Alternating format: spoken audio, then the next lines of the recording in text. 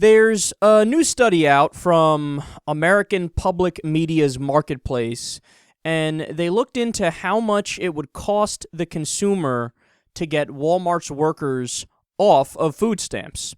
See, the way that it works right now is that Walmart pays their employees less than a living wage, and then a lot of them naturally have to go to the government and get food stamps from them or Medicaid and other things. They need to use the social safety net because they don't make enough money to live.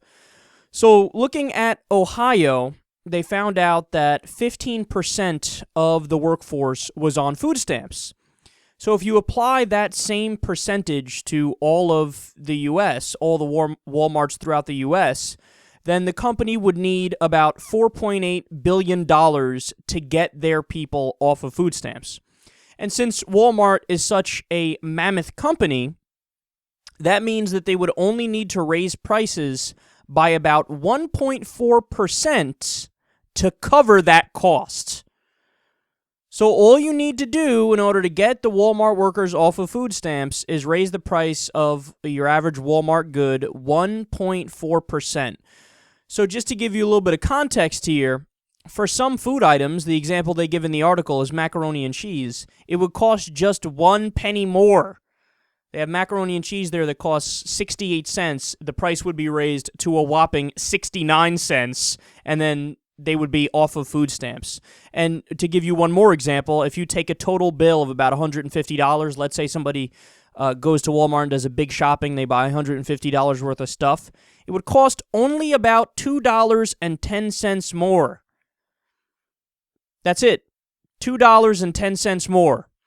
And this way you actually give the Walmart workers close to a living wage. You know, so this study was geared just towards food stamps, getting the workers off of food stamps. I've seen other studies that talk about to just totally make them, you know, self-sustainable, where they don't need to use any government programs. And for that, I believe the conclusion was that the average item would be raised by about 4 cents or 5 cents. The average price of an item. And that's it. I mean, and by the way, this is all assuming that Walmart keeps the exact same profit margin.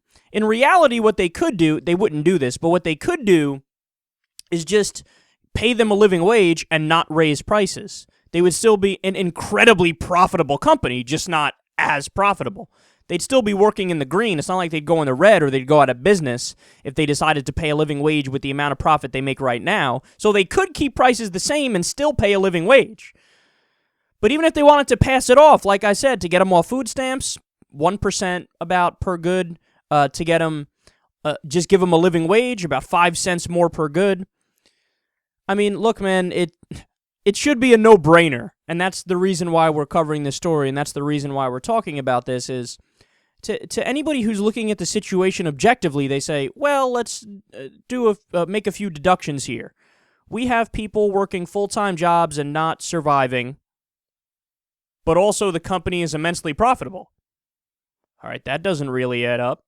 And also the company is one of the biggest welfare queens in the entire country because they knowingly pawn off their employees to the government and have the government take care of it. So all the conservatives who talk about how they want smaller government and they want to cut that social safety net, okay, then raise the minimum wage to a living wage. Boom, that's it.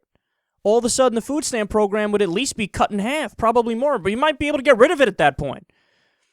You could reduce the amount of government spending overnight if you raise the minimum wage to a living wage, because then you're making Walmart actually pay for their workers, as opposed to having you and the government and the taxpayers pay for the workers in the form of the social safety net. So if you sit down and you try to work this out, the answer is simple, that we should be raising the minimum wage.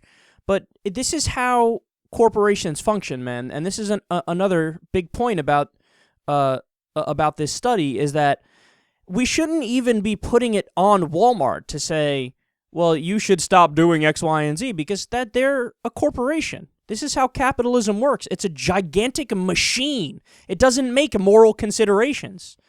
So the end result is just make more profit for our shareholders. And if that means crushing, your workers and squeezing every penny out of them, that's what they're going to do. And this is why you need government to step in and be that independent third party that says, well, here are the rules, here are the regulations, this is what you can do, this is what you can't do, because we don't want you taking advantage. And the problem, of course, in America is that you have the corporations themselves buying the politicians, so then the politicians rig the rules in their favor. So there is no cop on the beat looking out for your average person. Well, it's time to stop that, and it's time to reverse that, and this study is one piece of evidence among many others that proves it.